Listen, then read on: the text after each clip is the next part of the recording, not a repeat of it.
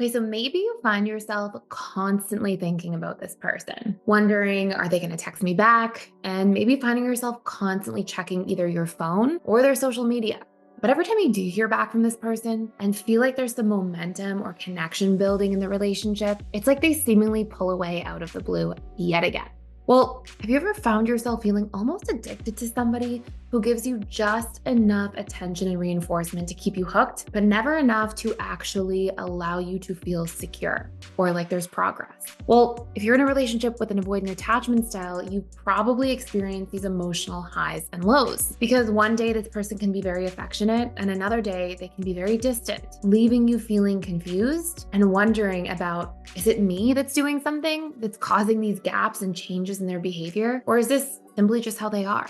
Well, without understanding these patterns and why this is actually taking place, you may find yourself stuck in this loop for weeks, months, and honestly, sometimes even years of finding yourself chasing this person down, wondering what it'll take to get their attention, but never feeling like there's true progress or satisfaction. And it's in these moments that the anxiety, the uncertainty, that addictive kind of component of these things can feel frustrating, overwhelming, and confusing.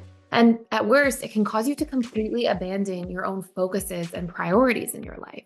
So in today's video, I really want to unpack these mechanisms and this dynamic of how an avoidant attachment style often accidentally or sometimes purposefully gets somebody hooked on them without actually showing up to progress the relationship, at least the majority of the time. And most importantly, if you stick around until the end, you'll learn how to break free from this cycle so that you can gain control of your emotional well-being back and regain control of your life. And if you're new to this channel, I am so excited you're here. If you enjoy this content today, I do hope you subscribe. My name is Gibson. I am a coach, counselor, and author, and I've been working in the field of attachment theory and relationships for the past 10 plus years. I will also put a little infographic right here for the 4 main attachment styles, which is essentially a relationship style, and everybody has one. So here's one of the first signs that you may actually be struggling with some form of love addiction to a person. And it's that these constant ups and downs affect you with an avoidant or a person in a relationship way more than just what you would typically see with a crush or simple infatuation. You may find that you are almost in this obsessive state of longing where you can't stop thinking about somebody even when the relationship is not progressing. And you may find yourself constantly checking through their social media, constantly seeing if they text you back, even pulling your phone up and writing out texts and then never sending them and putting your phone away just so you'll stop looking at it. And if you find yourself in these patterns of constantly overanalyzing their text to you, their words, their responses, replaying moments that you had together, wondering what else you could do or change so that they could open up to you more, well, then it's probably more than just simply an attraction. There probably truly is this emotional and psychological state that you're experiencing that is keeping you hooked. And there are very specific reasons as to why this happens. Now, I want to unpack these reasons, and I'm actually going to unpack them through some studies that have been done so that you can truly see the power and magnitude of how this affects you. And we're going to go through 2 studies, and then I'm going to take you through exactly how this relates to the avoidant attachment style, to your own attachment style, perhaps, and most importantly, what you can do to really break through these things. So the first study was called Olds and Milner's Reward Pathway Stimulation. And basically in this study, what the researchers did was had rats go into a cage where they could mate with other rats, eat, drink, sort of play in like this rat-like park. And what they had was intermittent reinforcement of this lever that a rat could push where food pellets would come out. Now, they didn't start off with that. What they actually started off with was having the rats in the rat park push the lever and have food pellets come out consistently. So what they would see and observe in the rats' behavior is they would go sit around this food pellet machine, push the lever, eat the food, and go back to their daily activities. Then they changed it up and they actually had the food pellets removed altogether. So the rats would go, they would try to get the lever to come out after they had essentially been conditioned to think that the food would come out of that little machine. And because it stopped and consistently stopped, rats just moved on. They stopped going back there and they moved on with their lives. But then what they did as a third part, and this was the most major part of the experiment, is they had the pellets come out intermittently. So the rats would push the lever and every third time, every 12th time, every 17th, and 44th time, like these very intermittent patterns. And only at these very intermittent intervals would the food pellets actually come out when the rat would push the lever. And here's what they actually found as a result. They found that the uncertainty of when the reward would be delivered and the intermittency of it actually strengthens the neural circuits associated with reward-seeking behaviors. And so this conditioning causes these long-lasting habits that can be hard to break, and the brain would actually become conditioned not only to obsess about the food pellets and the lever, but it would actually cause them to be conditioned to continuously seek the reward. It was almost like the pattern itself caused more of that reward seeking. In other words, the brain became conditioned to hope for the next reward, even after multiple unsuccessful attempts, which made it much harder to actually stop the behavior and created this addiction-like persistence. And so they found in this experiment that the rats wouldn't even groom, they wouldn't mate with other rats, they wouldn't play in the rat park, they would just become obsessively focused on this food pellet and lever. Now, how does that actually affect us as human beings? Well, it mirrors a lot of really important components. Number one, we know that there's actually a huge addictive component to intermittent reinforcement, including in human beings. In fact, there's a lot of research that's been done on gamblers. And if you imagine, the human version of the rats and the food pellet experiment, it's almost like somebody sitting at the slot machine, right? They're pulling the lever, they're hoping to intermittently get some sort of reward and win the money. And researchers have also found that when they studied the neurochemistry of gamblers actually produce more dopamine, which is the motivation neurochemical, when they thought about gambling than when they actually did the gambling itself. So there's a lot in there to really showcase the impact of intermittent reinforcement. I'm going to tell you one other study, and then we're going to really pull this into how this specifically relates to the avoidant attachment style. But in this study that was done by Helen Fisher called Romantic Love, an fMRI study of a neural mechanism for mate choice. In this study, what Helen Fisher and her colleagues essentially did is they studied the brain activity of individuals who are intensely in love. And what they actually found was that romantic love activates the same brain regions involved in addiction, particularly those associated with reward, craving, and pleasure, like the ventral tegmental area of the brain, which also produces dopamine.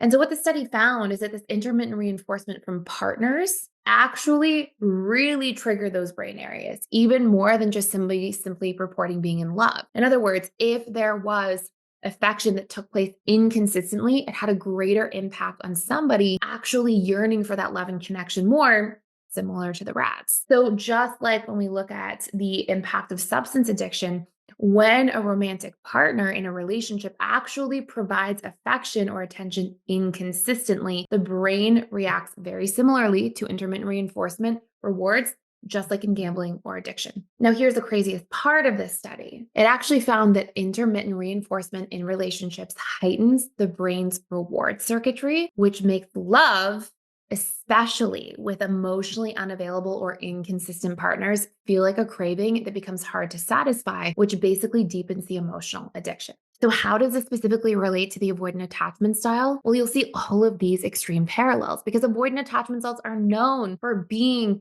intermittently reinforcing. Now, one thing that's really important to note is that in all transparency, if you're dealing with just a traditional dismissive avoidant attachment style or a fearful avoidant attachment style, neither one of these avoidant attachment styles are intending to intermittently reinforce. You may see that with somebody who has like narcissistic personality disorder or antisocial personality disorder, who is literally intending and premeditating to create this cycle of addiction. And often think about the power of intermittent reinforcement and how it affects the relationships and often causes people to chase after them. But with both the dismissive avoidant and fearful avoidant, their intermittent reinforcement patterns essentially come from unresolved trauma and core wounds within themselves. For example, you'll see the dismissive avoidant attachment style often push away or shut down after feeling too vulnerable or too close to somebody, because in childhood, when they were vulnerable and really at their most vulnerable, they experienced a lot of the time childhood emotional neglect. And so their emotions and their vulnerability were essentially shamed,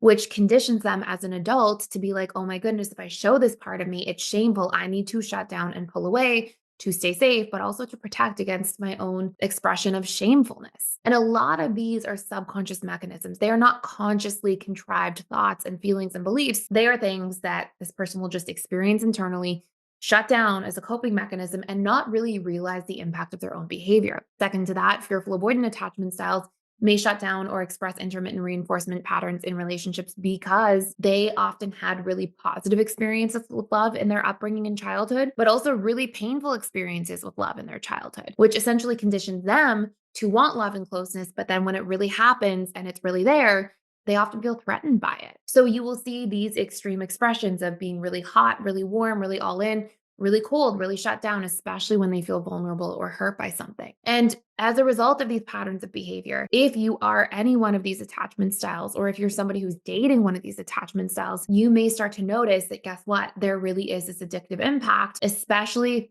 literally to our neurochemistry. In fact, your brain gets hooked on the dopamine that comes from intermittent validation and reinforcement. And when the avoidant attachment style gives you a little bit of that attention, it can feel like that reward causing you to crave more of it. But because their affection and connection is inconsistent, your brain can often become addicted to the chase, which then reinforces this cycle of seeking and often addictive patterns. Now, I want you to know that those are really important things for the dismissive avoidant and fearful avoidant to work on. If you are either one of those attachment styles and you recognize some of these patterns of behavior, honestly, at the very root of it, it comes from your own unresolved fears and trauma, which are going to actually stop you from being able to progress in relationships and are so important to be able to show up for and heal within yourself, literally for your own peace of mind first. But of course, because as a result of that, it will have a positive impact on relationships. Why?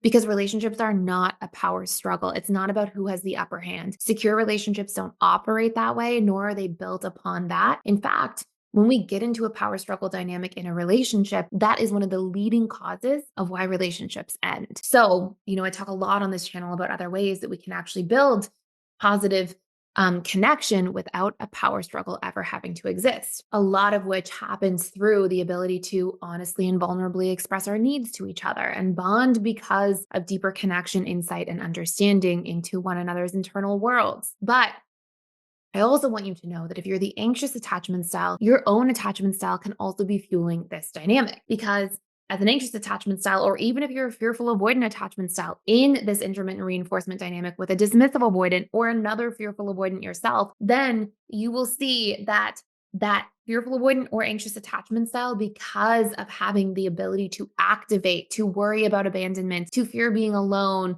or left behind, or seen as not good enough or unworthy, because of those core wounds that are very much a present part of fearful avoidance and anxious attachment styles, that will also magnify the impact that intermittent reinforcement already has. In fact, it will cause those core wounds and triggers around being rejected or abandoned to make you feel like in order to avoid feeling these things, I have to do everything and anything that I can to win this person over, which can actually cause you to enter into repeated cycles of people pleasing and self-abandonment. So, how do you actually break free from this cycle? Well, the number one thing that you're going to do to break free from this cycle, and there's really two top things that will play the biggest impact, but number one is to reprogram your core wounds. We talk on this channel all the time about how your conscious mind is only responsible for roughly 3 to 5% of all of your beliefs, thoughts, emotions, and actions, whereas your subconscious is 95 to 97%, meaning it is running the show. And when you have these core wounds, these fears of abandonment or betrayal or rejection or being seen as not good enough, these core wounds are not conscious. You're not choosing to wake up and think about them.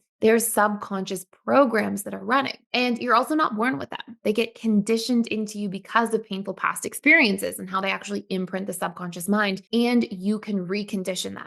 You can rewire them, leveraging things like repetition and emotion, which neuroscience has shown conclusively really fire and wire new neural networks, new neural pathways. And I also want to let you know, if you want to do a deep dive into that topic before I share the second major thing here that will help you break free of this cycle, that you can do that work in a pretty short period of time. It's not that hard. And I will leave a link down below if you want to do a deep dive into reprogramming these core wounds so that they're not triggering you all the time in relationships. I'll leave a link to a course that you can check out fully for free just for a limited time. And it's called the Emotional Mastery and Belief Reprogramming course. It's how to reprogram these big, painful core wounds. Core beliefs are the same thing. Second thing is, part of why you yearn for somebody is because they're meeting some sort of need in your life. Maybe they're making you feel really seen. And if you didn't feel seen as a child, then that is like such an addictive thing to feel. Oh my goodness, this need I've been yearning for since childhood, somebody's finally coming along and meeting.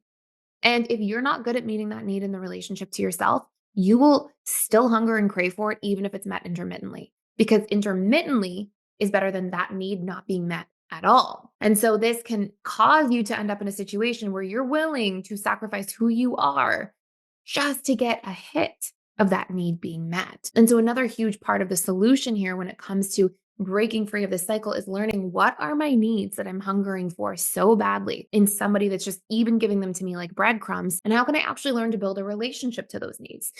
For example, I've had so many clients say to me over the years when I was running my practice, things like, yeah, when this person makes me feel seen, I just feel like it's something that I like need so badly. For other people, it's protected or heard or known or feel validated or reassured or like you're special or important. These are the types of needs that people will just fall into this like obsessive, addictive infatuation for.